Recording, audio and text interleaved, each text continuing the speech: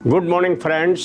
आज आपके सामने लेकर आए हैं बच्चों में मानसिक तनाव क्यों। अभी तक तो देखा गया है चढ़ती उम्र के बाद में मानसिक तनाव हो जाता है या युवा स्थिति में मानसिक तनाव बढ़ जाता है, लेकिन अब छोटे बच्चों के अंदर भी मानसिक तनाव आता जा रहा है और यह प्रवृत्ति दिन प्रतिदिन बढ़ती जा रही है।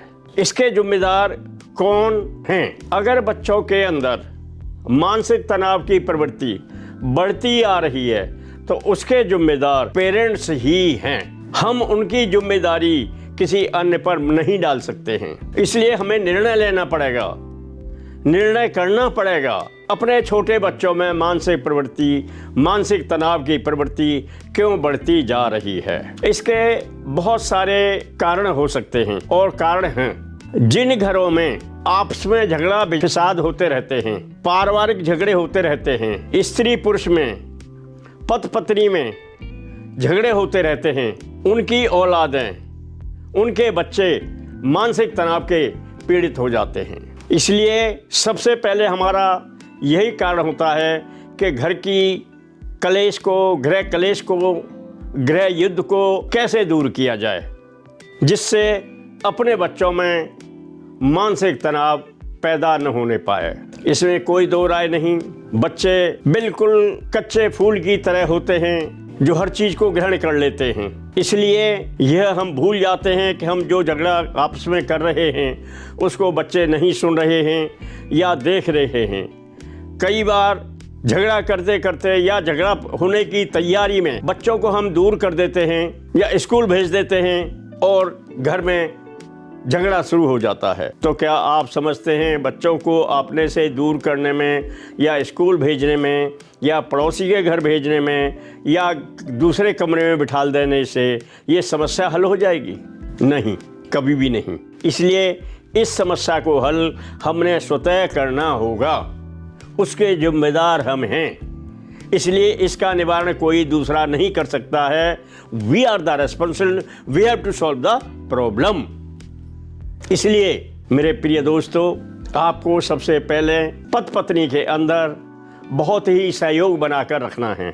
आप पति पत्नी नहीं हैं बल्कि एक मित्र के रूप में रहेंगे तो निश्चित रूप से आपके अंदर झगड़ा फिसाद होने की नौबत नहीं आएगी। अगर आप विवाहित हैं और माता पिता के साथ रह रहे हैं तो उस समय तो आपको अपने दिमाग में किसी भी तरह की नाराजगी नहीं लानी चाहिए, क्योंकि जिस माता पिता के पास आप रह रहे हैं उन्होंने अपनी पूरी जिम्मेदारी से आपको इस लायक बना दिया है। आप आज नौकरी कर रहे हैं, आज आप शादीशुदा हैं और बाल बच्चेदार हैं, आपका परिवार अलग से बन रहा है।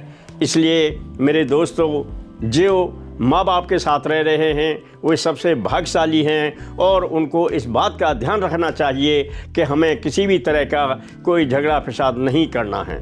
बच्चों में जो तनाव आता है उसके अन्य कारण भी हैं। आप कभी भी बच्चों पर अपनी नाराजगी मत जताइए। अगर आप नाराज होगे तो वे आपस में भाई बहन के साथ या खुद अकेले में भी नाराज हो सकते हैं, गुस्सा हो सकते हैं, क्योंकि वो आपसे सीख रहे हैं। इसलिए उनको मौका न दें कि आप उनसे नाराज होकर, उनसे गुस्सा होकर उनके अंदर खुद इस तरह की प्रवृत्ति डालें कि वे आपसे नाराज हों या वे खुद से नाराज हों या वे तनाव पीड़ित हो जाएं।